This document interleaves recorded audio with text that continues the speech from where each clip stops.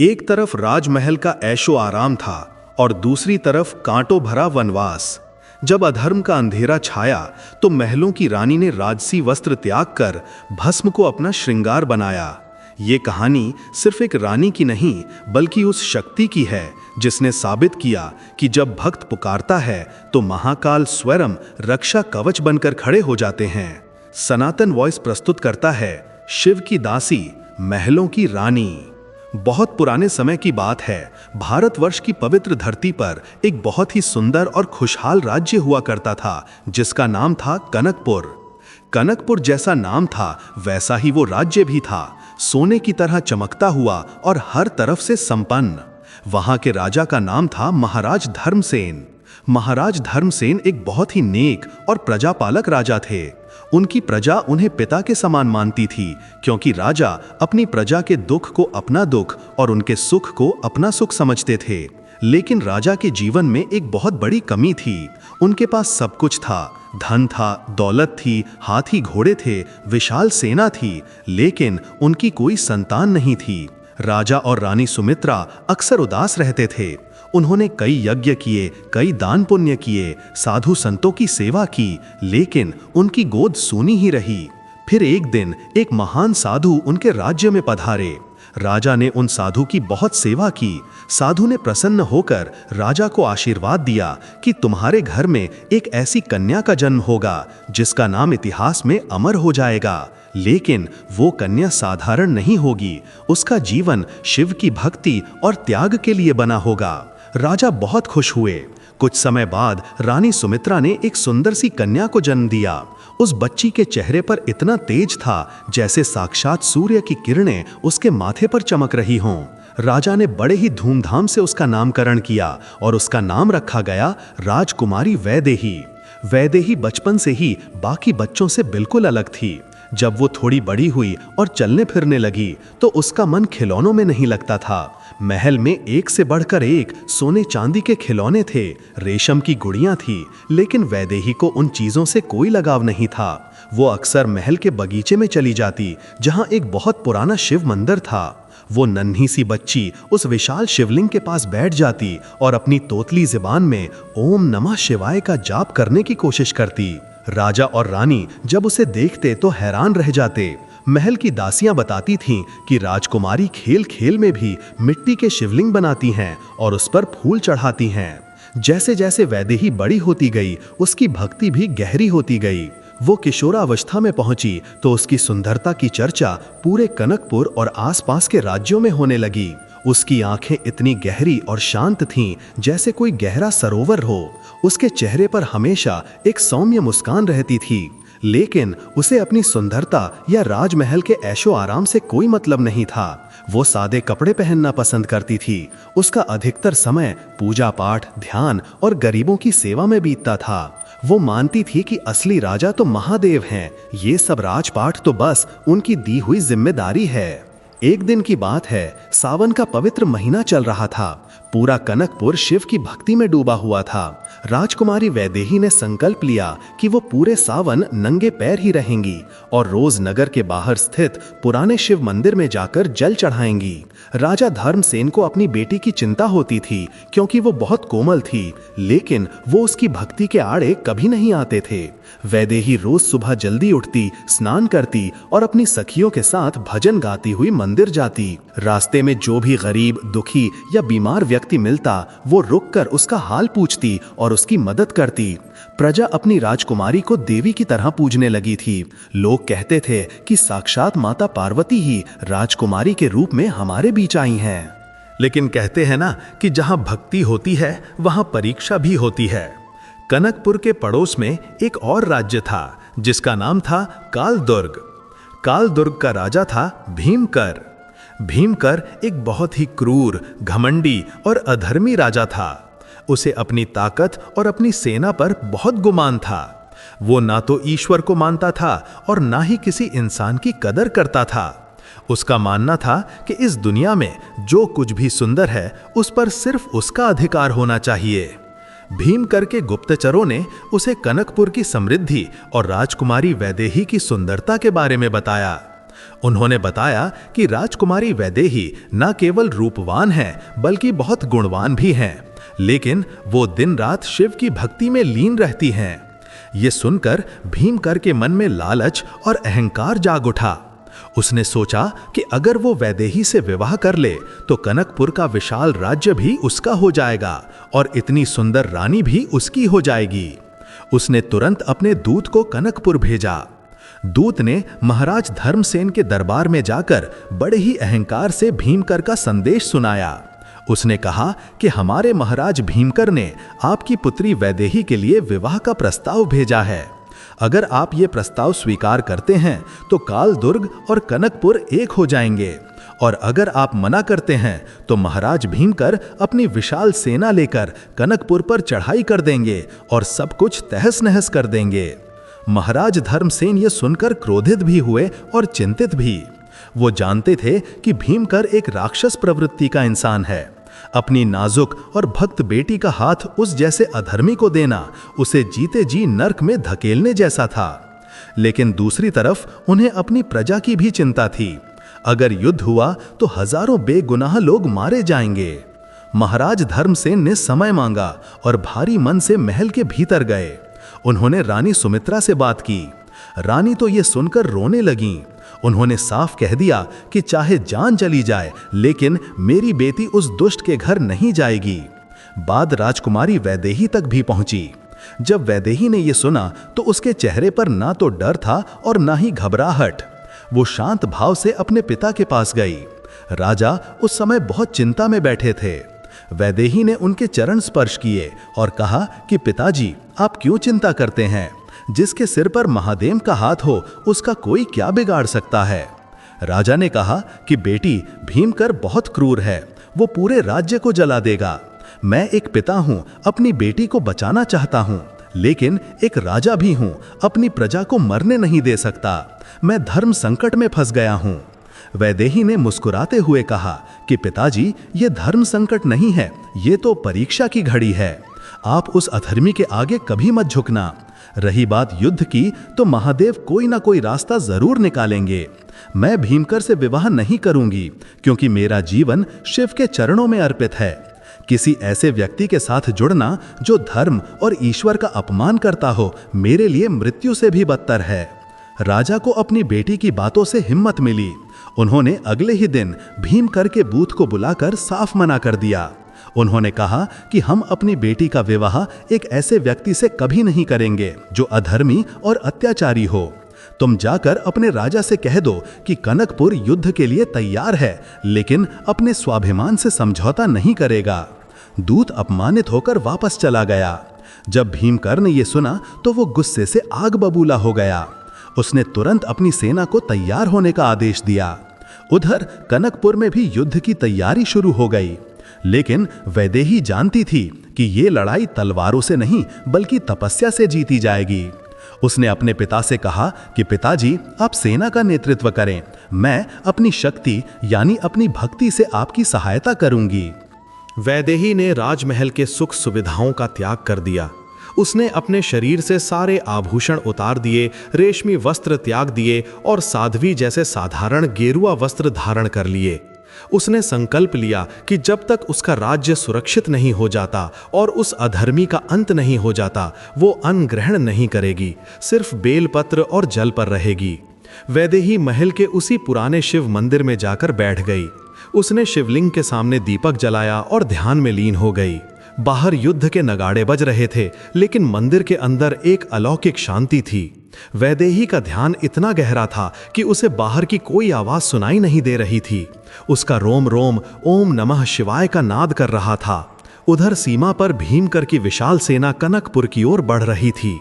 भीमकर की सेना बहुत बड़ी थी, कनकपुर की सेना उसके सामने बहुत छोटी थी। लेकिन कनकपुर के सैनिकों के अंदर अपने राजा और अपनी राजकुमारी के लिए मरने मिटने का जज्बा था। युद्ध शुरू हुआ, भयंकर मार काट मची। पहले दिन कनकपुर की सेना ने बहुत बहादुरी से मुकाबला किया, लेकिन शाम होते होते भीमकर की सेना हावी होने लगी। राजा धर्मसेन घायल हो गए। ये खबर जब महल में पहुंची तो सब घबरा गए, लेकिन वैदेही अपनी समाधि से नहीं हिली। उसकी आंखों से आंसू बह रहे थे जो सीधे शिवलिंग पर गिर रहे थे, मानो वो अपने आंसुओं से ही महादेव का अभिषेक कर रही हो। उस रात वैदेही ने महादेव से प्रार्थना की। उसने कहा कि हे प्रभु, ये परीक्षा मेरी है। मेरे पिता और मेरी प्रजा निर्दोष है। अगर मेरे भक्ति में थोड़ी भी सच्चाई है तो आज आपको मेरी रक्षा करनी होगी। उसी रात एक चमत्कार हुआ।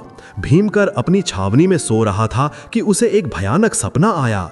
उसने देखा कि एक विशाल जटाधारी पुरुष जिसके हाथ में त्रिशूल है और तीसरी आंख से आग निकल रही है, वो उसकी छावनी के ऊपर खड़ा है। उस पुरुष ने भीमकर से कहा कि तूने एक परम भक्त को ललकारा है।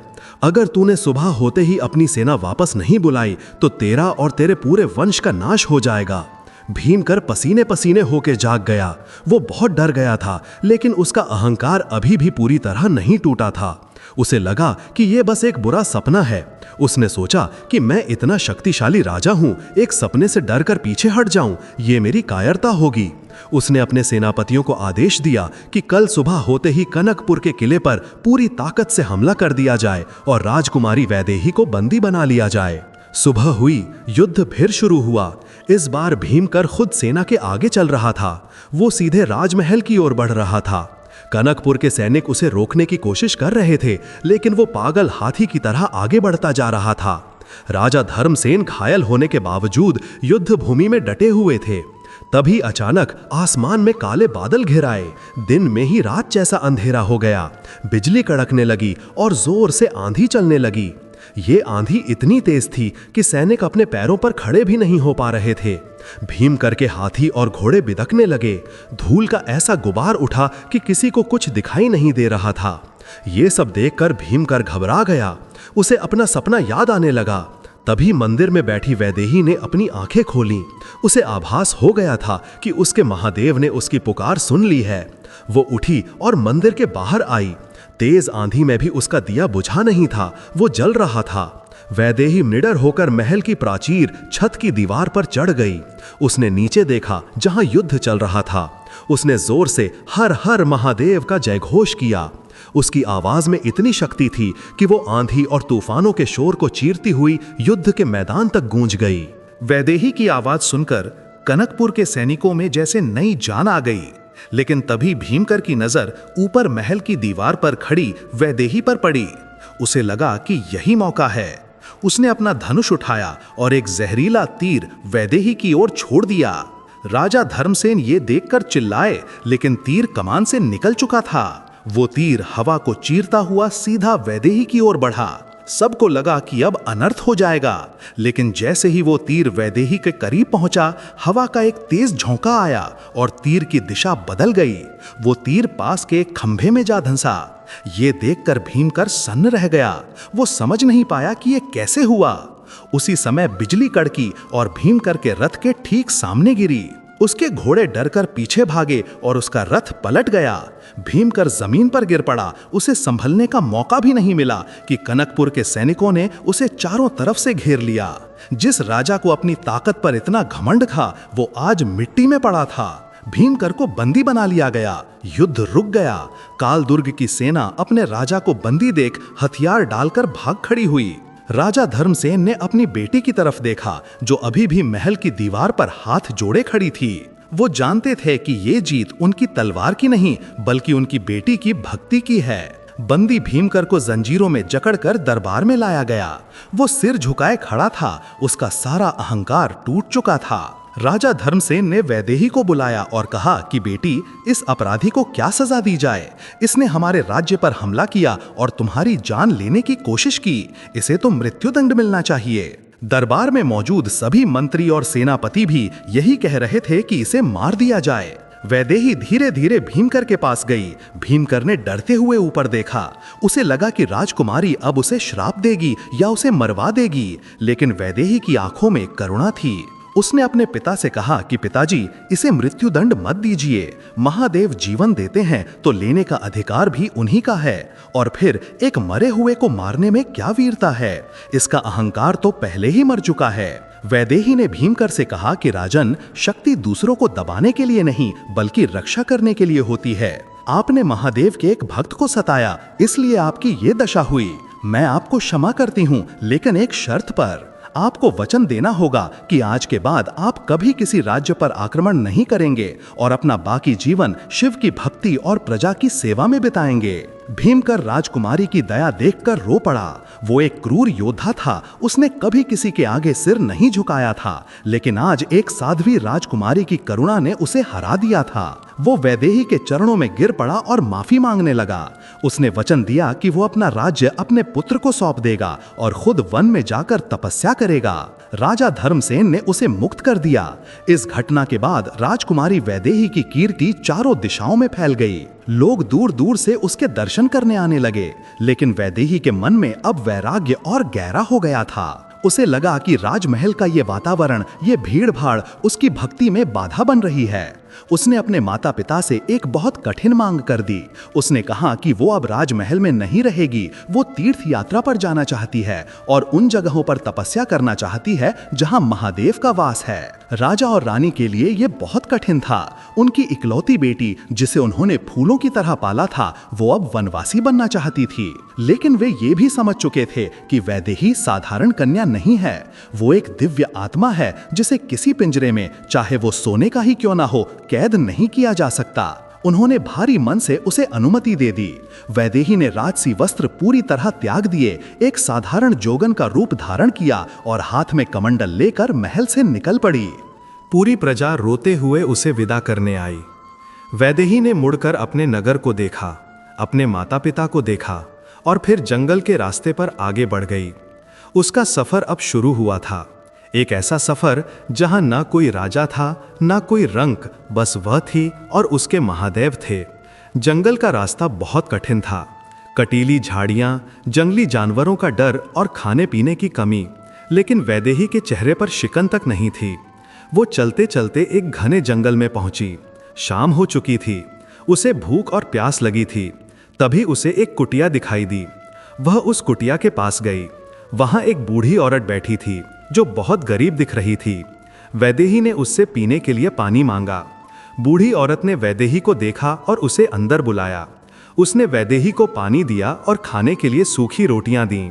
वैदेही ने बड़ा प्रेम से वो रूखी सूखी रोटी खाई जैसे वह कोई राजभोग हो। खाते खाते उसने बूढ़ी औरत से पूछा कि माँ, आप इस घने जंगल में अकेली क्यों रहती हैं? बूढ़ी औरत की आंखों में आंसू आ गए। उसने बताया कि उसका एक बेटा था जो शहर गया था कमाने, लेकिन कभी लौटा नहीं। गांव वालों ने उसे डायन कहकर निकाल दिया, इसलिए वह यहाँ पड़ी है। उसकी बात सुनकर वैदेही का दिल पसीज गया। उसने सोचा कि दुनिया में कितना दुख है। उसने उसी समय फैसला किया कि वह सिर्फ अपनी मुक्ति के लिए नहीं, बल्कि ऐसे दुखी लोगों के उद्धार के लिए तपस्या करेगी। वैदेही कुछ दिन उस बूढ़ी माँ के साथ रही, उसकी सेवा की, उसके लिए जंगल से लकड़ियां काटी। उस बूढ़ी औरत को लगा जैसे उसकी अपनी बेटी वापस आ गई हो, लेकिन वैदेही को आगे बढ़ना था। उसने बूढ़ी माँ से आशीर्वाद लिया और आगे की यात्रा पर निकल पड़ी। अब उसका लक्ष्य था नीलगिरी पर्वत, जहाँ कहा जाता था कि एक बहुत प्राचीन शिव मंदिर है और वहाँ साक्षात शिव का वास है। रास्ता बहुत लंबा था, कई नदियाँ, पहाड़ और घाटियाँ पार करनी थीं। चलते चलते वैदेही एक ऐसे गांव में पहुंची जहां सूखा पड़ा हुआ था। बारिश न होने के कारण लोग भूखे मर रहे थे, जानवर पानी के बिना तड़प रहे थे।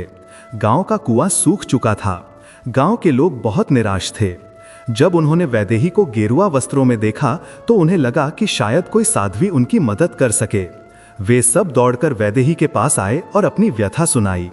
गांव के मुखिया ने कहा कि देवी, हमारे पापों के कारण ईश्वर हमसे रूठ गए हैं, क्या आप हमारे लिए प्रार्थना कर सकती हैं? वैदेही ने सूखे खेतों और प्यासे जानवरों को देखा। उसका मन करुणा से भर गया। वह गांव के बीचों बीच स्थित सूखे हुए तालाब के पास गई।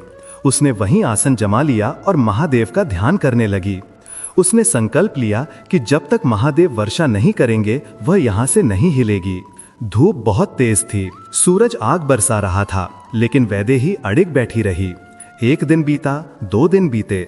गांव वाले भी उसके चारों तरफ बैठकर कीर्तन करने लगे। तीसरे दिन वैदेही की तपस्या का असर दिखने लगा। तीसरे दिन की दोपहर होते होते आसमान का रंग बदलने लगा। जो सूरज पिछले कई महीनों से आग बरसा रहा था, उसे काले काले बादलों ने ढक लिया। हवाओं का रुख बदल गया। ठंडी और सौंधी हवा बहने लगी, जिसमें मिट्टी की खुशबू थी। गांव वाले जो अब तक निराश बैठे थे, उनकी आंखों में उम्मीद की चमक आ गई। देखते ही देखते बादलों की गड़गड़ाहट शुरू हुई और बिजली चमकने लगी। वैदेही अभी भी अपनी समाधि में लीन थी। उसे बाहर के मौसम का कोई भान नहीं था। और फिर वो चमत्कार हुआ जिसका सबको इंतजार था। आसमान से अमृत की तरह बारिश की बूंदें गिरने लगीं। पहले रिमझिम और फिर मूसलाधार बारिश शुरू हो गई। सूखी धरती की प्यास बुझने लगी, तालाबों में पानी भरने लगा और पेड़ पौधों पर जमी धूल धुल गई। गांव के लोग खुशी से पागल हो गए। बच्चे बारिश में नाचने लगे और किसान अपने खेतों की ओर दौड़ पड़े। ये बारिश सिर्फ पानी नहीं थी, ये उनके लिए जीवन थी। जब बारिश थोड़ी थमी तो सब लोग दौड़कर वैदेही के पास आए। उन्होंने देखा कि वैदेही पूरी तरह भीग चुकी है, लेकिन उसके चेहरे पर एक अद्भुत शांति है। उसने अपनी आंखें खोलीं और सामने मुस्कुराते हुए चेहरों को देखा। उसने हाथ जोड़कर आसमान की तरफ देखा और महादेव को धन्यवाद दिया। गांव वाले वैदेही के पैरों में गिर पड़े। वे कहने लगे कि आप कोई साधारण साध्वी नहीं, आप तो साक्षात देवी हैं। आपने हमें बचा लिया। गांव के मुखिया ने कहा कि हम आपके लिए यहाँ एक मंदिर बनाएंगे और आपकी पूजा करेंगे। वैदेही यह सुनकर घबरा गई। उसे पूजा नहीं करवानी थी, उसे तो खुद पुजारी बनना था। उसे डर था कि अगर वो यहाँ रुकी तो लोगों की भक्ति और आदर उसे अहंकार में डाल देगा या उसके लक्ष्य से भटका देगा। उसने लोगों को समझाया कि यह चमत्कार मैंने नहीं, महादेव ने किया है, इसलिए पूजा उनकी होनी चाहिए, मेरी नहीं। लेकिन गांव वाले मानने को तैयार नहीं थे। उन्होंने जिद पकड़ ली कि वे वैदेही को जाने नहीं देंगे। उस रात गांव में उत्सव मनाया गया। जब सब लोग सो गए और पूरा गांव शांत हो गया, तब वैदेही चुपके से उठी। उसने अपनी छोटी सी पोटली उठाई जिसमें एक लोटा और कुछ कपड़े थे और अंधेरे में ही गांव से निकल गई। उसे दुख था कि वह बिना बताए जा रही है, लेकिन उसे पता था कि उसका रास्ता कहीं और है। उसे किसी एक जगह नहीं रुकना है। वैदेही चलते चलते घने जंगलों की ओर बढ़ गई। यह रास्ता आसान नहीं था। अब तक वह मैदानी इलाकों में चल रही थी, लेकिन अब उसे पहाड़ी और जंगली रास्तों से गुजरना था।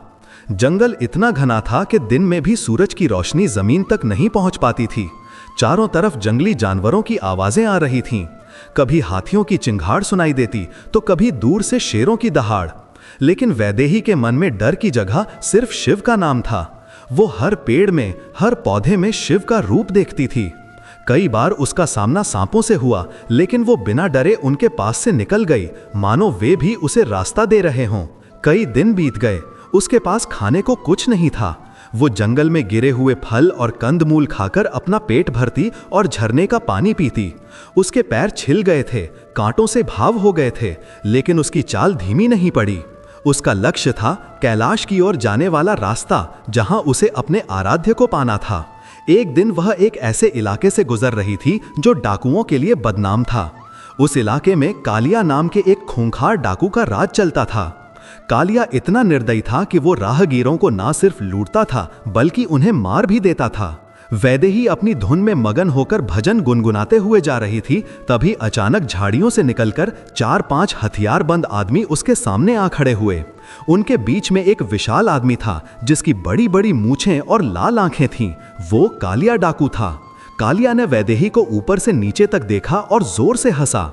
उसने अपनी भारी आवाज में कहा कि अरे ओ जोगन, तू इस मौत के जंगल में अकेली क्या कर रही है? क्या तुझे पता नहीं कि यहाँ परिंदा भी कालिया की मर्जी के बिना पर नहीं मारता? ला, तेरे पास जो कुछ भी है निकाल कर रख दे, वरना तेरी गर्दन धड़ से अलग कर दी जाएगी। वैदेही ने शांत भाव से कालिया की आंखों में देखा। उसके चेहरे पर रत्ती भर भी खौफ नहीं था। उसने मुस्कुराते हुए कहा कि भाई, मेरे पास देने के लिए न तो सोना है न चांदी, मेरे पास सिर्फ ये कमंडल है और मेरे महादेव का नाम है। अगर तुम्हें ये चाहिए तो ले लो। कालिया को लगा कि ये साध्वी उसका मजाक उड़ा रही है। उसे अपनी ताकत पर बहुत घमंड था और कोई उसके सामने इतना निडर कैसे हो सकता है, यह उसे समझ नहीं आ रहा था। उसने गुस्से में अपनी तलवार निकाल ली और वैदेही की गर्दन पर रख दी। उसने कहा कि तुझे मौत से डर नहीं लगता, मैं चाहूं तो अभी तुझे खत्म कर सकता हूं। वैदेही ने बिना पलक झपकाए कहा कि यह शरीर तो नश्वर है, एक न एक दिन इसे मिटना ही है। अगर मेरे महादेव की यही इच्छा है कि मेरी मृत्यु तुम्हारे हाथों हो तो मैं इसे उनका आशीर्वाद समझकर स्वीकार कर लूंगी। लेकिन याद रखना, तुम मेरे शरीर को मार सकते हो, मेरी आत्मा को नहीं। और जो धन तुम लूटते हो वो यहीं रह जाएगा, साथ सिर्फ तुम्हारे कर्म जाएंगे। वैदेही की बातों में और उसकी आवाज में इतना आत्मविश्वास था कि कालिया का हाथ कांपने लगा। उसने आज तक कई लोगों को मारा था, सबने जान की भीख मांगी थी, रोए थे, गिड़गिड़ाए थे, लेकिन मौत के सामने खड़ी ये लड़की मुस्कुरा रही थी।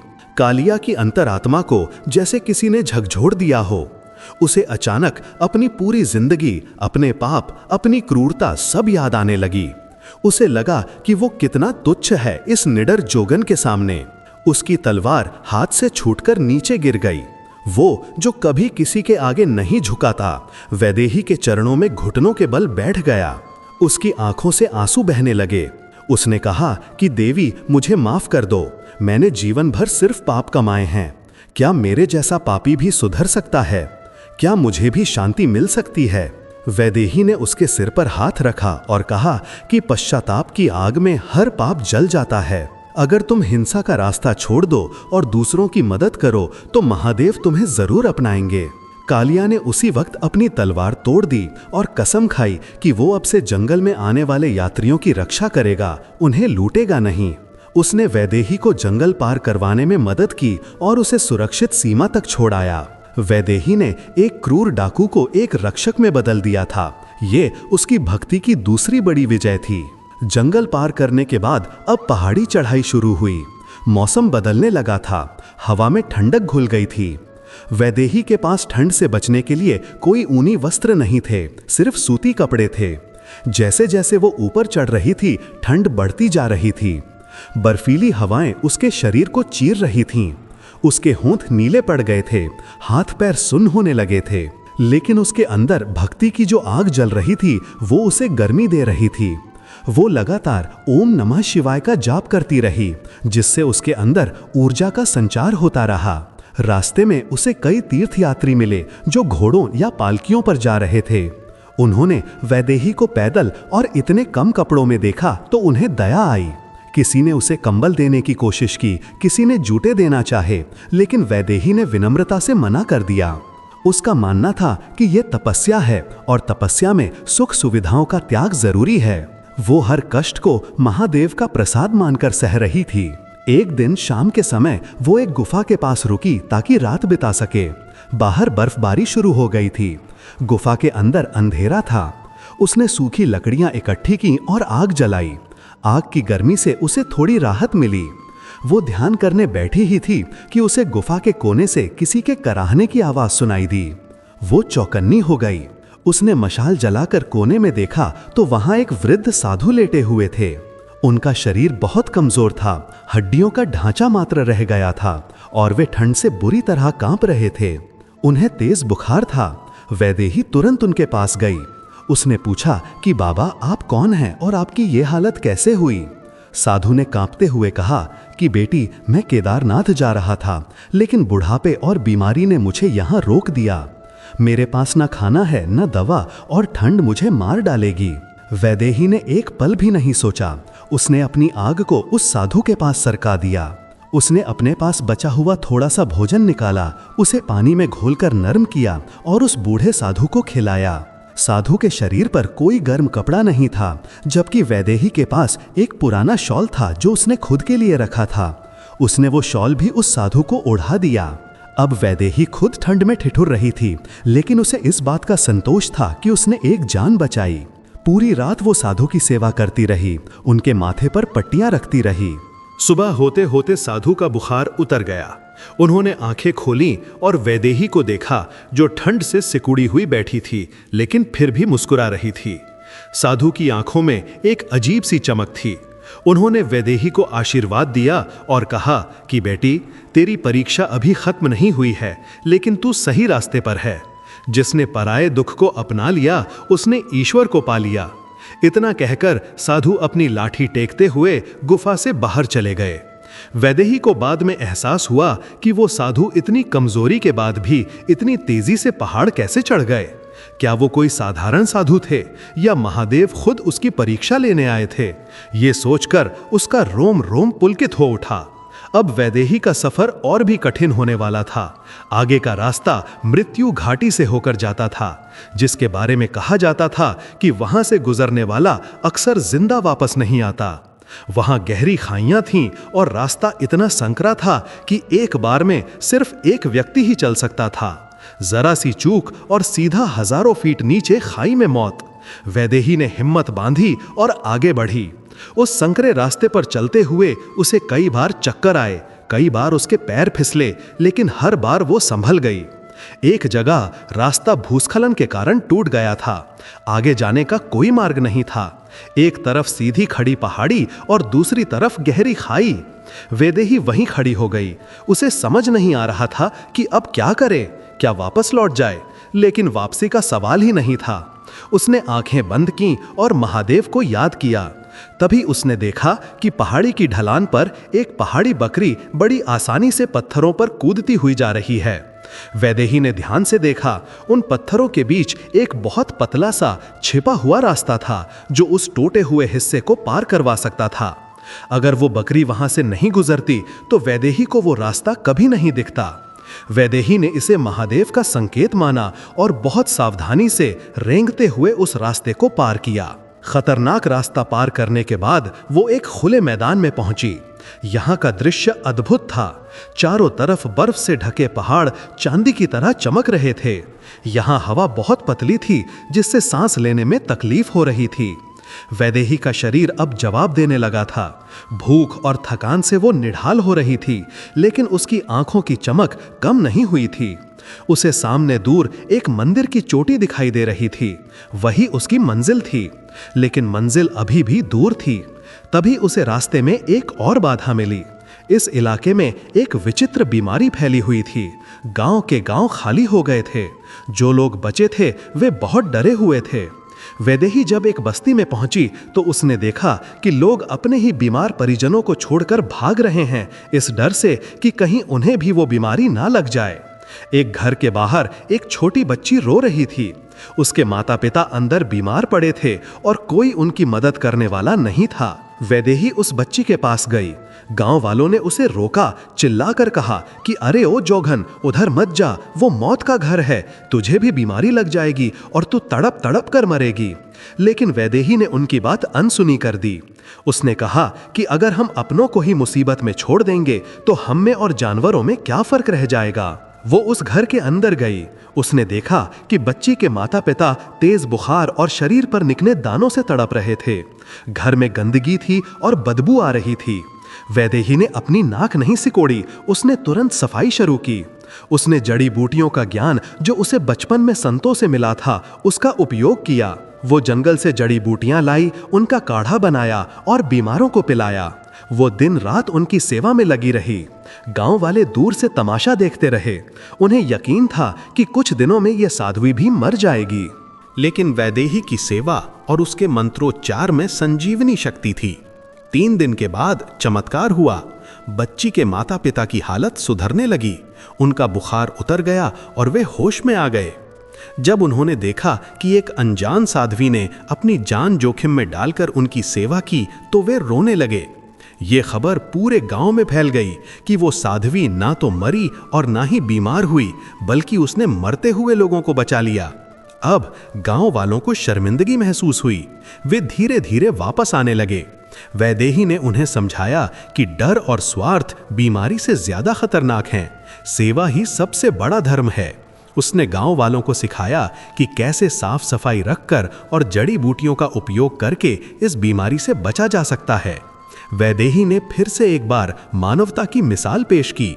वो चाहती तो सीधे अपने मंदिर जा सकती थी, लेकिन उसने रुककर इंसानी धर्म निभाया। कुछ दिन वहां रुककर जब सब ठीक हो गया, वैदेही ने फिर अपनी यात्रा शुरू की। अब वो उस स्थान के बहुत करीब थी जहां उसे जाना था, लेकिन प्रकृति की सबसे बड़ी परीक्षा अभी बाकी थी। एक भयानक बर्फीला तूफान उसकी तरफ बढ़ रहा था। आसमान पूरी तरह सफेद हो गया था। हवा इतनी तेज थी कि वो पेड़ों को उखाड़ सकती थी। वैदेही एक खुले मैदान में थी जहां छिपने की कोई जगह नहीं थी। बर्फ की चादर उसे ढकने लगी। उसका शरीर जमने लगा। उसे लगा कि शायद अब उसका अंत समय आ गया है। वो बर्फ पर गिर पड़ी। उसकी चेतना लुप्त होने लगी, लेकिन उसके होठों पर अब भी वही नाम था, शिव शिव। वो बर्फ में दबती जा रही थी। तभी उस धुंध और तूफान के बीच से एक आकृति उभर कर आई। वो कोई साधारण मनुष्य नहीं लग रहा था। वो आकृति वैदेही के पास आई और उसे अपनी बाहों में उठा लिया। उस स्पर्श में इतनी गर्मी थी कि वैदेही की जमी हुई नसों में फिर से खून दौड़ने लगा। जब वैदेही की आंखें खुलीं तो उसने देखा कि वो अब बर्फ में नहीं है, बल्कि एक गर्म और सुरक्षित गुफा के भीतर है। उसके सामने एक धुनी जल रही थी जिससे पूरे वातावरण में एक सौंधी सी महक फैली हुई थी। उसके शरीर पर एक मोटा ऊनी कंबल था। उसे समझ नहीं आया कि वो यहाँ कैसे पहुंची। क्या वो मर चुकी है? क्या ये स्वर्ग है? तभी उसकी नजर गुफा के दूसरे कोने में बैठे एक विशालकाय पुरुष पर पड़ी। वो कोई साधारण मनुष्य नहीं लग रहे थे। उनकी जटाएं लंबी थीं, शरीर पर भस्म लगी थी और आंखों में इतना तेज था कि सूरज भी शर्मा जाए। वे ध्यान में बैठे थे।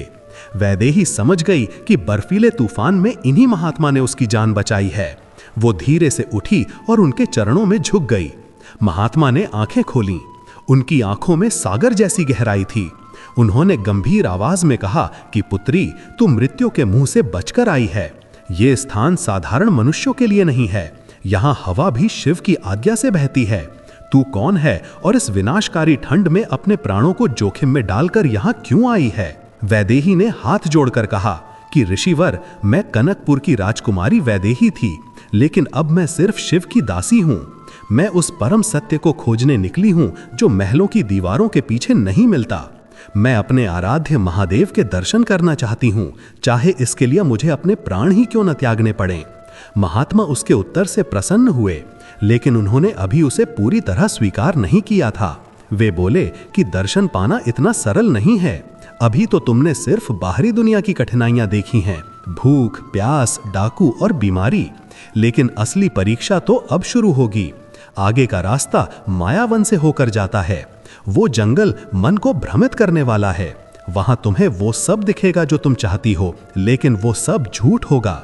अगर तुम उस मोह माया में फंस गई तो हमेशा के लिए उसी जंगल में भटक कर रह जाओगी और कभी महादेव तक नहीं पहुंच पाओगी। क्या तुम अपने मन पर विजय प्राप्त करने के लिए तैयार हो? वैदेही ने दृढ़ता से सिर हिलाया। उसे विश्वास था कि उसकी भक्ति हर माया को काट देगी। महात्मा ने उसे आशीर्वाद दिया और रास्ता बताया। वैदेही ने महात्मा के चरण स्पर्श किए और गुफा से बाहर निकली। बाहर का मौसम अब साफ हो चुका था। धूप खिली थी और बर्फ के पहाड़ सोने की तरह चमक रहे थे। महात्मा के बताए रास्ते पर चलते हुए वो नीचे घाटी की ओर उतरी। कुछ ही घंटों में दृश्य पूरी तरह बदल गया। जहां थोड़ी देर पहले सिर्फ सफेद बर्फ थी, अब वहां रंग बिरंगे फूलों से लदा हुआ एक घना जंगल था। ये था मायावन। यहाँ की हवा में एक नशीली खुशबू थी जो किसी को भी मदहोश कर दे। यहाँ के फल इतने रसीले दिख रहे थे कि बिना भूख के भी उन्हें खाने का मन करे। वैदेही संभल संभल कर कदम रख रही थी। उसे महात्मा की चेतावनी याद थी, ये सब छलावा है। जैसे जैसे वो जंगल के अंदर गई, उसे अजीब आवाजें सुनाई देने लगीं। उसे ऐसा लगा जैसे कोई उसे नाम लेकर पुकार रहा है। वैदेही, मेरी बच्ची, रुक जाओ। ये आवाज जानी पहचानी थी। ये उसके पिता महाराज धर्मसेन की आवाज थी। वैदेही चौंक गई। उसके पिता यहाँ कैसे आ सकते हैं? उसने मुड़कर देखा। उसकी आंखों पर विश्वास नहीं हुआ। सामने कनकपुर का राजमहल खड़ा था, बिल्कुल वैसा ही जैसा उसने छोड़ा था। वही भव्य द्वार, वही सैनिक, वही बगीचा। महल के द्वार पर उसके माता पिता खड़े थे। वे बहुत दुखी लग रहे थे। राजा धर्मसेन ने हाथ फैलाकर कहा कि बेटी, वापस आ जा। तेरे जाने के बाद हमारा जीवन नर्क हो गया है। देख, हमने भीमकर को भी माफ कर दिया। अब राज्य में सब शांति है, बस तेरी कमी है। तू क्यों इन जंगलों में भटक रही है? आ जा, तेरी माँ रो रो कर पागल हो गई है। वैदेही का दिल एक पल के लिए पसीज गया। माता पिता का दुख उससे देखा नहीं जा रहा था। उसके कदम महल की ओर बढ़ने लगे। उसे लगा कि शायद उसकी तपस्या पूरी हो गई है और भगवान उसे वापस घर भेजना चाहते हैं। वो लगभग दौड़कर अपने पिता के पास जाने ही वाली थी कि अचानक उसके कदमों में एक अदृश्य जंजीर सी बंध गई। उसे उस गुफा वाले महात्मा के शब्द याद आए, वहां तुम्हें वो सब दिखेगा जो तुम चाहते हो, लेकिन वो सब झूठ होगा। वैदेही रुक गई। उसने गौर से देखा, महल तो सुंदर था, लेकिन वहां मंदिर की घंटी की आवाज नहीं थी। उसके पिता मुस्कुरा रहे थे, लेकिन उनकी आंखों में वो तेज नहीं था जो हमेशा होता था। और सबसे बड़ी बात, इस पूरे सुंदर दृश्य में कहीं भी शिव का नाम नहीं गूंज रहा था। ये एक शांति थी, लेकिन ये शमशान जैसी शांति थी, भक्ति वाली शांति नहीं। वैदेही समझ गई, ये माया है। ये उसके मन की कमजोरी है जो उसे वापस मोह माया में खींचना चाहती है। उसने अपनी आंखें बंद कर लीं और जोर से ओम नमः शिवाय का जाप किया। जैसे ही उसने शिव का नाम लिया, एक जोरदार आंधी चली। उसने आंखें खोली तो देखा कि ना तो वहां कोई महल था, ना माता पिता। वहां सिर्फ झाड़ियां और कांटेदार पेड़ थे। वो सुंदर बगीचा असल में दलदल था। अगर वो एक कदम और आगे बढ़ाती तो सीधे उस दलदल में समा जाती और मर जाती। वैदेही कांप उठी। माया इतनी शक्तिशाली होती है, ये उसे आज पता चला। उसने महादेव को धन्यवाद दिया कि उन्होंने उसकी बुद्धि भ्रष्ट होने से बचा ली।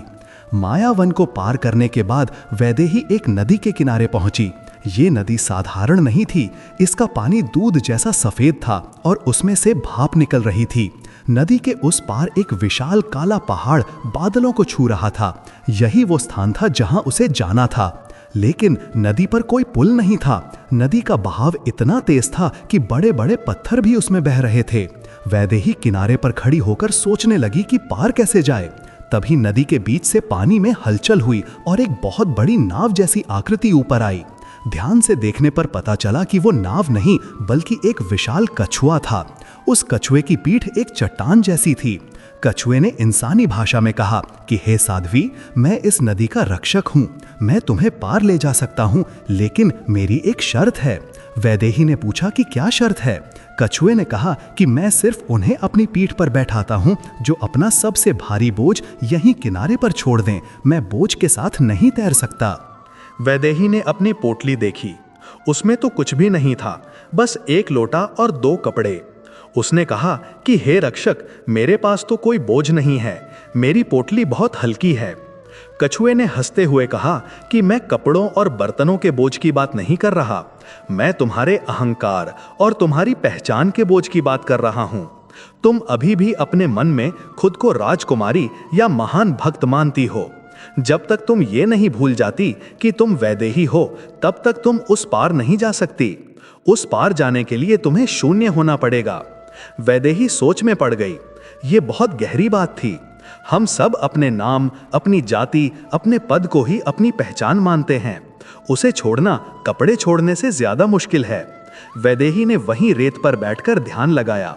उसने अपने मन से अपने अतीत को मिटाना शुरू किया। उसने सोचा कि ना मैं रानी हूं, ना मैं बेटी हूं, ना मैं सुंदर हूं, ना मैं विशेष हूं। मैं बस एक आत्मा हूं, एक अंश हूं।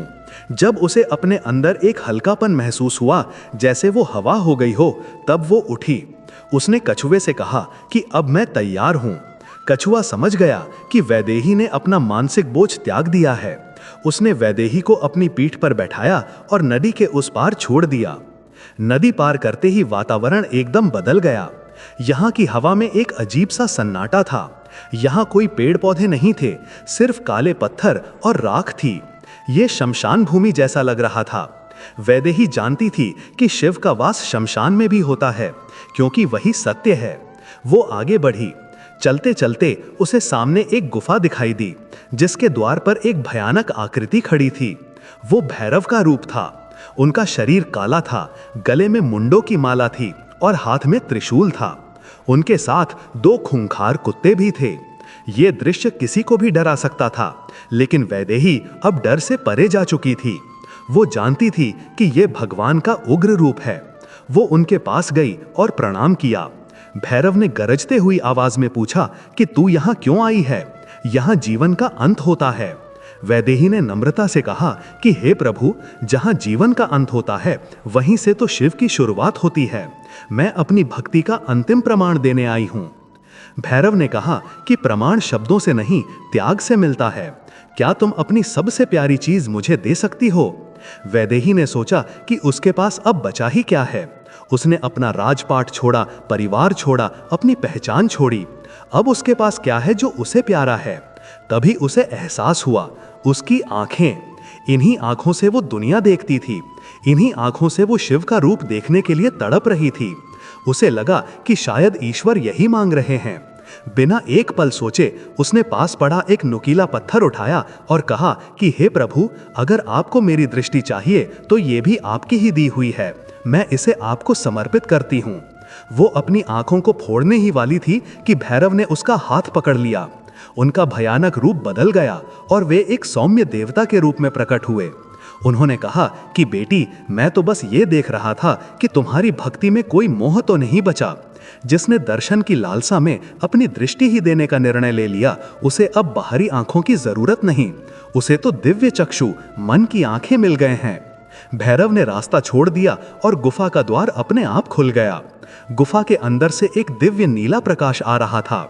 वैदेही अंदर दाखिल हुई।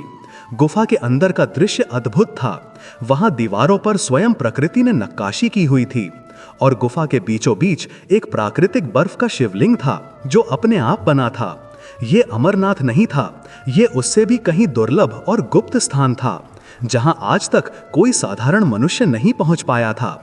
उस शिवलिंग से निकलने वाला प्रकाश इतना तेज था कि वैदेही को अपनी आंखें बंद करनी पड़ी।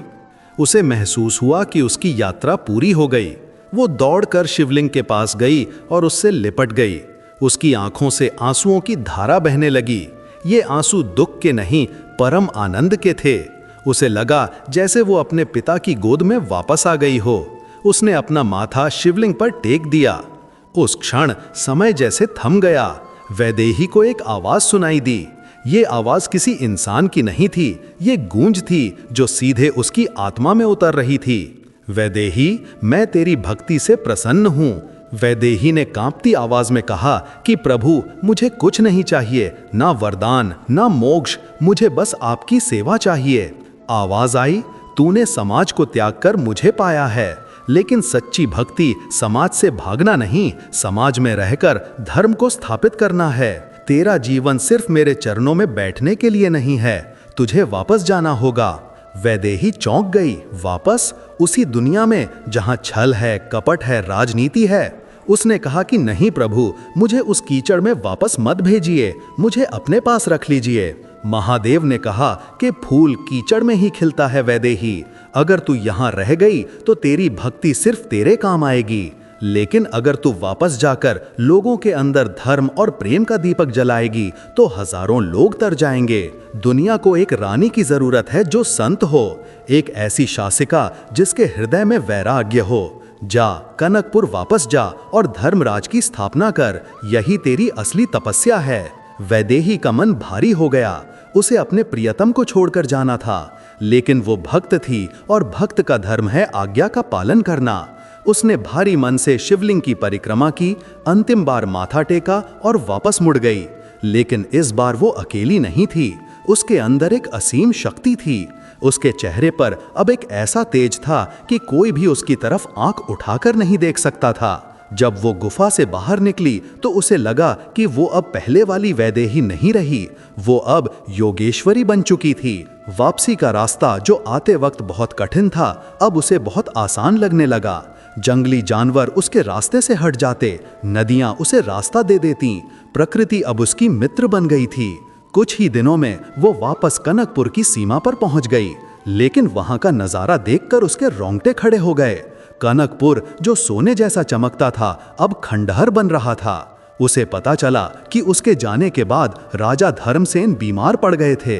इसका फायदा उठाकर पड़ोसी राज्यों ने और कुछ अंदरूनी गद्दारों ने राज्य को लूट लिया था। प्रजा भूखी मर रही थी, अराजकता फैली हुई थी, लोग त्राही त्राही कर रहे थे।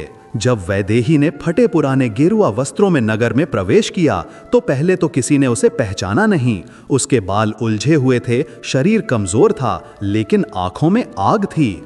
वो सीधे राजमहल की ओर बढ़ी। महल के द्वार पर पहरेदारों ने उसे रोका। ए भिखारन, कहाँ जा रही है? पहरेदारों ने भाला अड़ा दिया। वैदेही ने अपनी शांत लेकिन गंभीर दृष्टि उन पर डाली और सिर्फ एक शब्द कहा, हटो। उसकी आवाज में इतना अधिकार और शक्ति थी कि पहरेदार अनजाने डर से पीछे हट गए। वे समझ ही नहीं पाए कि उन्होंने रास्ता क्यों दिया। वैदेही सीधे दरबार में पहुंची। दरबार लगा हुआ था, लेकिन राजा का सिंहासन खाली था। वहां सेनापति और कुछ भ्रष्ट मंत्री बैठकर शराब पी रहे थे और राज्य को बांटने की योजना बना रहे थे। जब उन्होंने इस जोगन को अंदर आते देखा तो वे हंसने लगे। सेनापति ने नशे में कहा कि अरे, ये कौन पागल औरत यहाँ चली आई, इसे बाहर फेंको। सैनिक आगे बढ़े, लेकिन तभी वैदेही ने अपनी जटाओं को पीछे किया और अपनी गर्दन ऊपर उठाई। उसने कहा, क्या तुम अपनी राजकुमारी को नहीं पहचानते? दरबार में सन्नाटा छा गया। सबने ध्यान से देखा। वही माथा, वही नाक नाक्ष, वही आंखें, लेकिन ये तो वैदेही थी। लेकिन ये वैदेही वो कोमल राजकुमारी नहीं थी जो पहले थी। ये साक्षात दुर्गा का रूप लग रही थी। सेनापति घबरा गया। उसने तलवार निकाल ली और कहा कि वैदेही तो मर चुकी है, तू कोई बहुरूपिया है, इसे गिरफ्तार कर लो। लेकिन कोई सैनिक अपनी जगह से नहीं हिला। प्रजा को खबर लग गई थी कि उनकी देवी वापस आ गई है। महल के बाहर हजारों की भीड़ जमा हो गई। राजकुमारी वैदेही की जय के नारे लगने लगे। वैदेही ने सेनापति की आंखों में आंखें डालकर कहा कि अधर्म का नाश निश्चित है। उसने बिना किसी हथियार के सिर्फ अपने सत्य के बल पर सेनापति को चुनौती दी। सेनापति डर के मारे पीछे हटा और उसका पैर फिसला। वो सिंहासन की सीढ़ियों से गिर पड़ा। वैदेही ने उस गिरे हुए सेनापति की ओर देखा भी नहीं। वो सीधे अपने पिता के कक्ष में गई। राजा धर्मसेन बिस्तर पर पड़े थे, अपनी आखिरी सांसें गिन रहे थे। रानी सुमित्रा उनके पास बैठी रो रही थीं।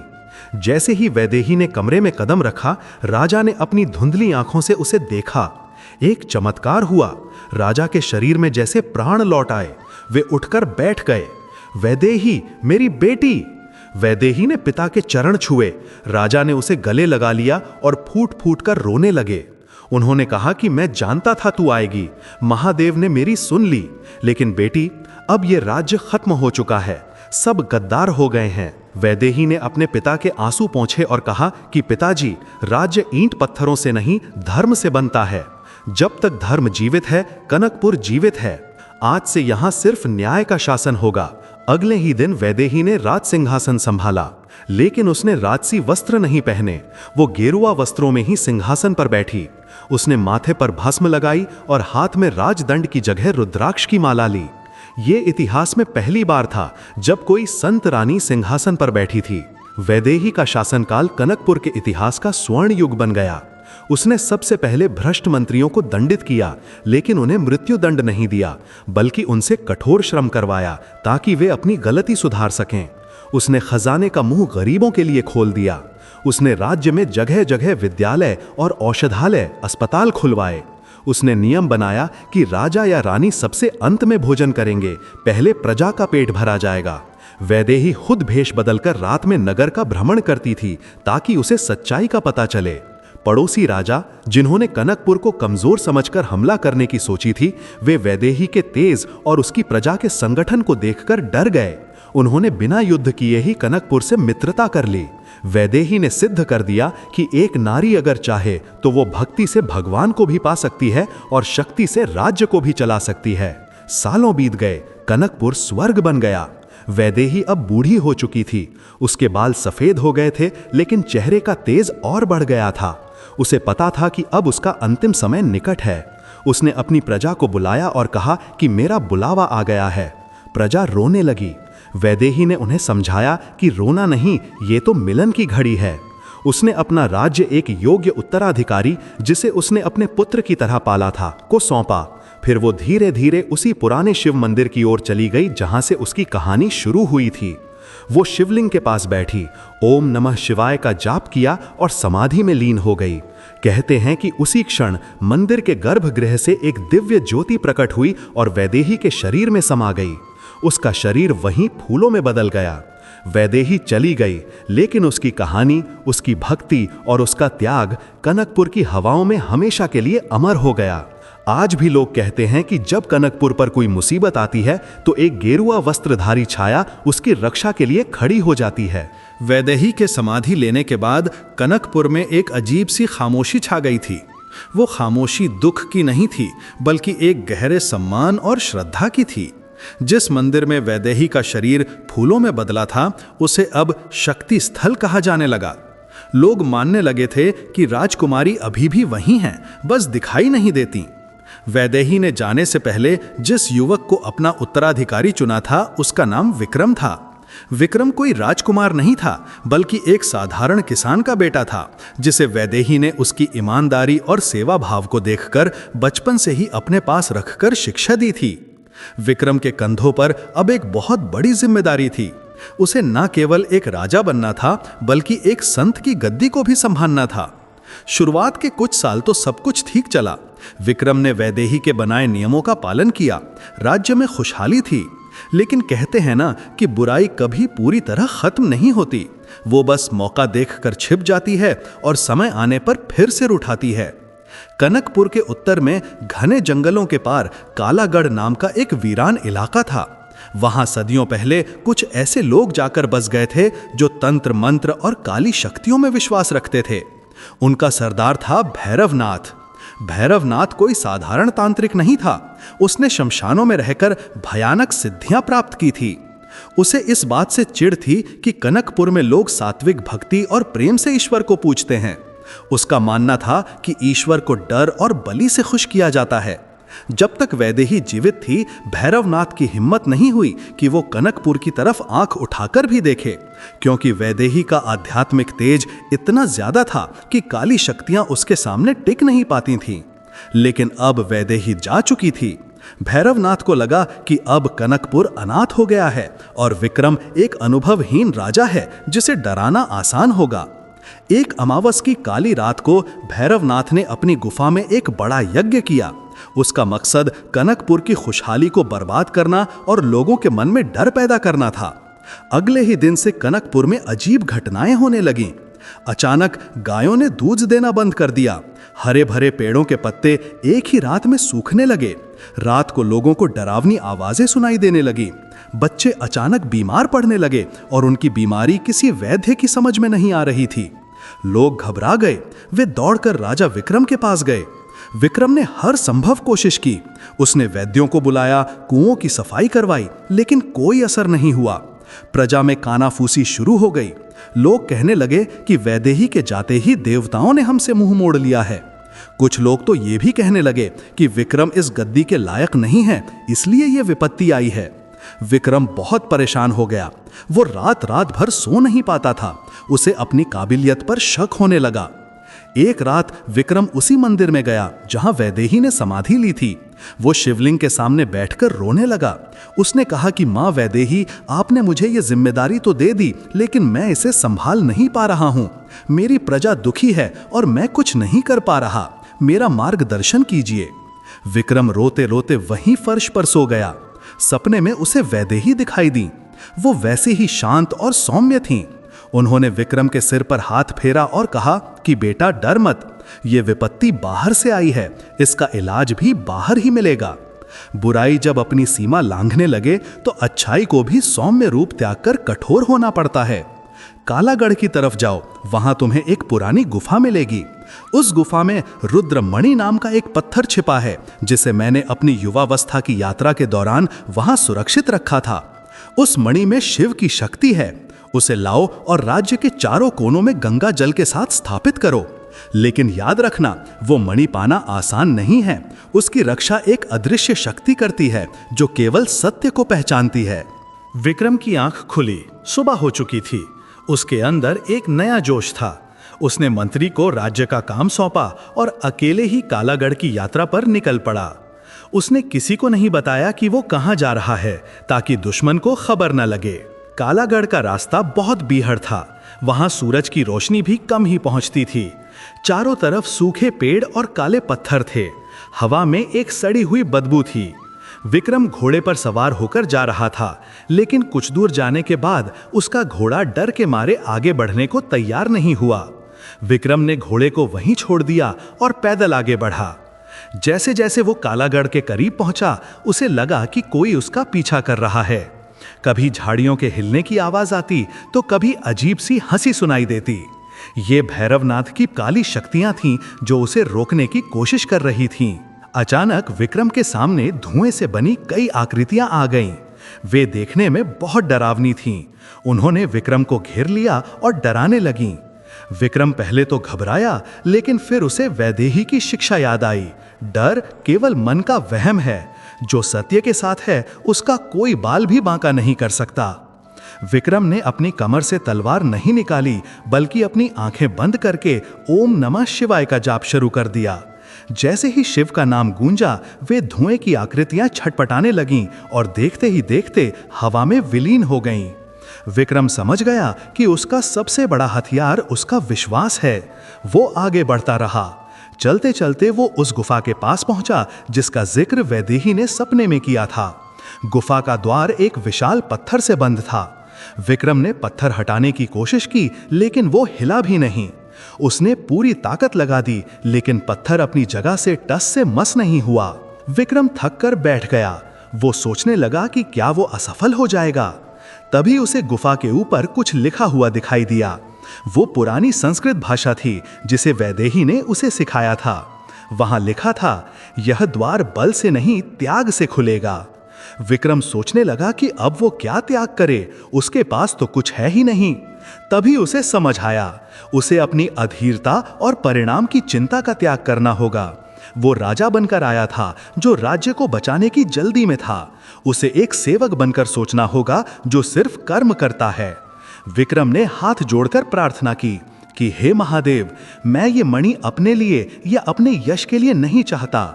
मैं इसे अपनी प्रजा के सुख के लिए चाहता हूँ। अगर मैं असफल भी हुआ तो भी मेरी भक्ति कम नहीं होगी। मैं अपना अहंकार, अपनी जल्दबाजी सब आपके चरणों में त्यागता हूँ। जैसे ही उसके मन में यह भाव आया, एक चमत्कार हुआ। वो भारी पत्थर अपने आप धीरे धीरे सरकने लगा। गुफा का द्वार खुल गया। अंदर बहुत अंधेरा था। विक्रम संभलकर अंदर गया। गुफा के अंत में एक ऊंचे चबूतरे पर एक नीले रंग की मणि चमक रही थी। उसकी रोशनी से पूरी गुफा जगमगा रही थी। यह रुद्रमणि थी। विक्रम ने जैसे ही मणि को उठाने के लिए हाथ बढ़ाया, एक भारी आवाज गूंजी, रुको। विक्रम ने मुड़कर देखा। गुफा के प्रवेश द्वार पर भैरवनाथ खड़ा था। उसके हाथ में एक कपाल, खोपड़ी था और आंखों में अंगारे थे। भैरवनाथ हंसा और बोला कि मूर्ख बालक, तुझे लगा कि तू मेरे इलाके में आकर मेरी नाक के नीचे से ये शक्ति ले जाएगा। यह मणि मेरी है। इसे पाकर मैं दुनिया पर राज करूंगा। विक्रम ने शांत भाव से कहा कि यह मणि शिव की है और यह केवल धर्म के काम आ सकती है।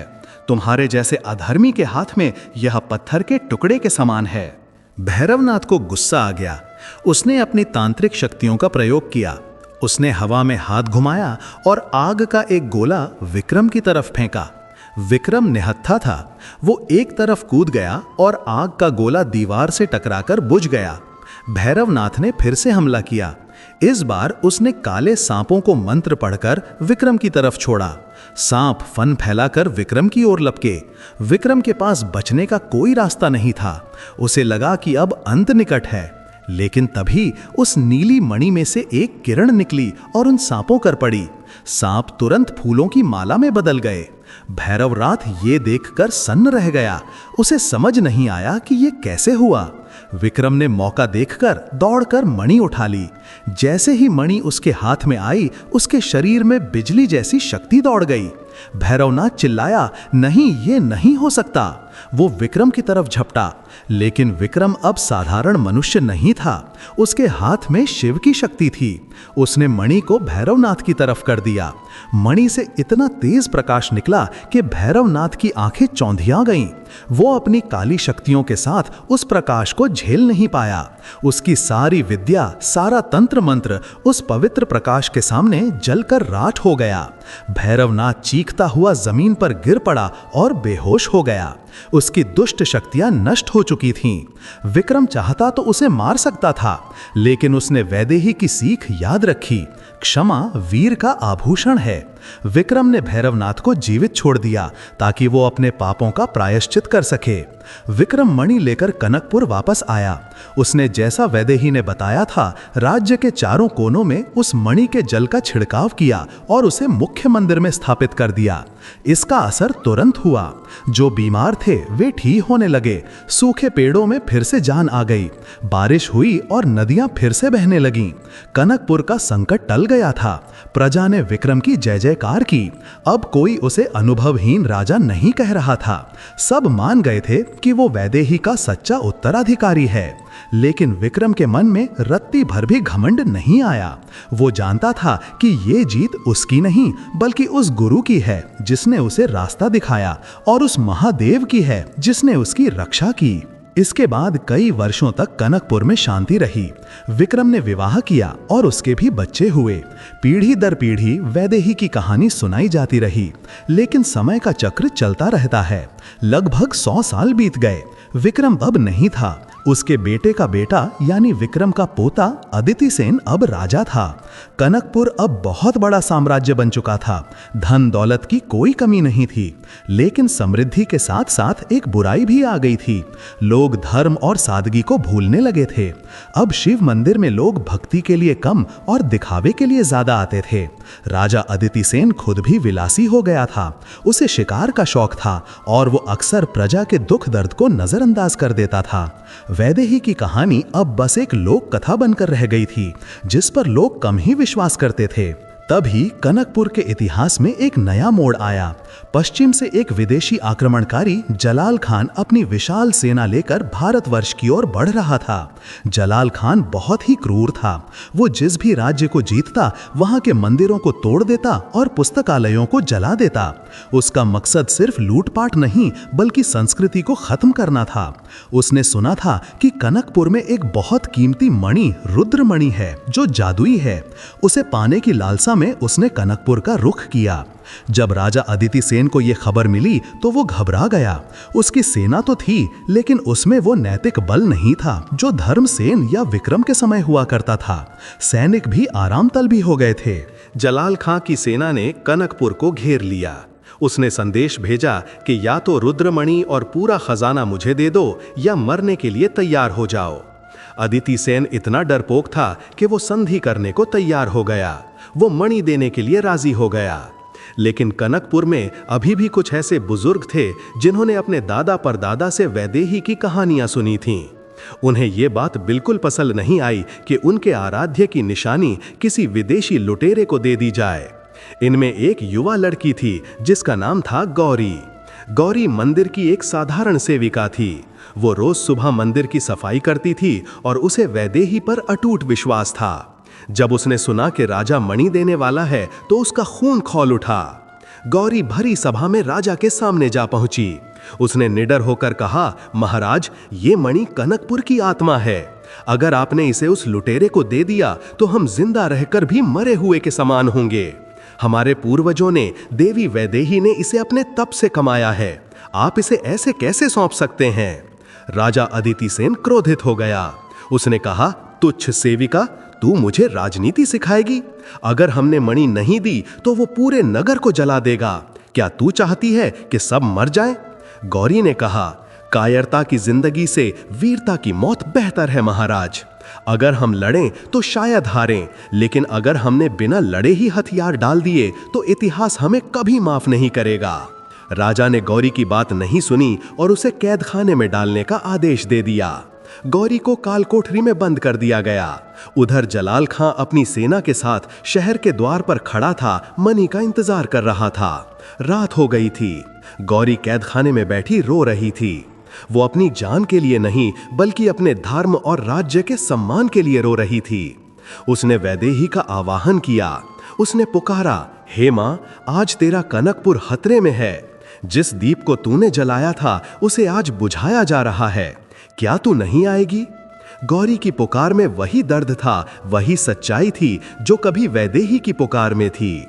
कहते हैं कि भक्ति जब चरम पर होती है तो पत्थर भी पिघल जाते हैं। उसी रात कैद खाने में एक रोशनी हुई। गौरी ने देखा कि दीवार के एक हिस्से से ईंटें अपने आप गिर रही हैं। वहां एक पुराना छिपा हुआ रास्ता था जो शायद सदियों से बंद था। गौरी को लगा कि ये कोई संकेत है। वो उस रास्ते से अंदर गई। वो रास्ता उसे सीधे मुख्य मंदिर के गर्भगृह के नीचे ले गया। वहां पहुंचकर उसने देखा कि मंदिर के फर्श के नीचे एक गुप्त कक्ष है। उस कक्ष में एक पुरानी तलवार रखी थी और एक ताम्रपत्र यानी तांबे की प्लेट रखा था। ताम्रपत्र पर वैदेही का संदेश लिखा था।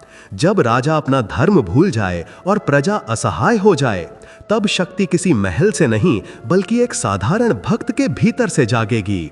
ये तलवार लोहे की है, लेकिन इसे चलाने वाली शक्ति शिव की होगी। गौरी ने उस तलवार को उठाया। वो तलवार बहुत भारी थी, लेकिन जैसे ही गौरी ने उसे पकड़ा, उसे वो फूल जैसी हल्की लगने लगी। उसे लगा जैसे वैदेही की शक्ति उसकी नसों में उतर आई है। वो गुप्त रास्ते से बाहर निकली। सुबह हो चुकी थी। राजा अदिति सेन मणि लेकर किले के द्वार की ओर जा रहा था ताकि उसे जलाल खां को सौंप सके। तभी गौरी वहां आ पहुंची। उसके हाथ में वो पुरानी तलवार चमक रही थी। उसने राजा का रास्ता रोक लिया। उसने ललकारा, ये मणि कहीं नहीं जाएगी। जलाल खां ने जब देखा कि एक लड़की रुकावट बन रही है तो वो हंसा। उसने अपने सैनिकों को आदेश दिया, जाओ इस पागल लड़की को खत्म कर दो और मणि ले आओ। 10 खूंखार सैनिक गौरी की तरफ लपके, लेकिन उस दिन कनकपुर ने कुछ ऐसा देखा जो असंभव था। गौरी, जिसने कभी चींटी भी नहीं मारी थी, वो बिजली की तरह कौंधी। उसकी तलवार की गति इतनी तेज थी कि किसी को दिखाई भी नहीं दे रही थी। देखते ही देखते उसने उन 10 सैनिकों को धूल चटा दी। ये देखकर पूरी प्रजा, जो डर के मारे घरों में छिपी थी, बाहर निकल आई। उन्हें लगा कि साक्षात मां दुर्गा उनकी रक्षा के लिए आ गई हैं। गौरी ने जोर से नारा लगाया, हर हर महादेव। इस नारे ने सोई हुई प्रजा और सैनिकों को जगा दिया। जो सैनिक अब तक राजा के डर से चुप थे, उन्होंने भी अपनी तलवारें निकाल लीं। राजा अदिति सेन शर्म से पानी पानी हो गया। उसने देखा कि एक सेविका वो कर रही है जो उसे करना चाहिए था। अब लड़ाई शुरू हो गई। जलाल खान की सेना बहुत बड़ी थी, लेकिन कनकपुर के लोग अब अपनी इज्जत के लिए लड़ रहे थे। गौरी सबसे आगे थी। उसे देखकर लगता था कि स्वयं वैदेही युद्ध भूमि में उतर आई हैं। जलाल खान ने देखा कि उसकी सेना हार रही है, तो वो खुद हाथी पर बैठकर आगे आया। उसने गौरी पर हमला किया। एक भयंकर युद्ध हुआ। अंत में गौरी ने अपनी तलवार से जलाल खान के हाथी की सूंड पर वार किया। हाथी पागल होकर भागा और जलाल खान गिर पड़ा। कनकपुर के सैनिकों ने उसे बंदी बना लिया। विदेशी सेना भाग खड़ी हुई। कनकपुर फिर से बच गया। युद्ध के बाद राजा अदिति सेन ने अपना मुकुट उतारकर गौरी के चरणों में रख दिया। उसने कहा, मैं राजा होने के लायक नहीं हूं। असली रानी तुम हो जिसने इस राज्य की रक्षा की। लेकिन गौरी ने मुकुट उठाकर वापस राजा को पहनाया और कहा, राजा का काम मुकुट पहनना नहीं, जिम्मेदारी उठाना है। आज आपने अपनी गलती मान ली, यही आपका सबसे बड़ा प्रायश्चित है। मैं रानी नहीं बनना चाहती, मैं तो बस महादेव की सेविका हूं। गौरी ने वो तलवार वापस मंदिर में रख दी और फिर से अपनी साधारण सेवा में लग गई। लेकिन उस दिन के बाद कनकपुर का हर बच्चा ये जान गया कि असली शक्ति सेना में नहीं, भक्ति और साहस में होती है। वैदेही की विरासत को एक नई पहचान मिली। दोस्तों, तो ये थी कनकपुर की पावन गाथा, जो हमें सिखाती है कि जब इरादे नेक हों और दिल में महादेव का नाम हो, तो एक मामूली इंसान भी इतिहास बदल सकता है। वैदेही की भक्ति और गौरी के साहस ने साबित कर दिया कि असली राजा वो नहीं जो सिंहासन पर बैठे, बल्कि वो हैं जो धर्म की रक्षा करे। अगर इस कहानी ने आपके अंदर भी भक्ति की लौ जलाई है, तो कमेंट में हर हर महादेव लिखना न भूलें। ऐसी ही रोंगटे खड़े कर देने वाली कहानियों के लिए आपके अपने चैनल सनातन वॉइस को अभी सब्सक्राइब करें और इस वीडियो को ज्यादा से ज्यादा शेयर करें।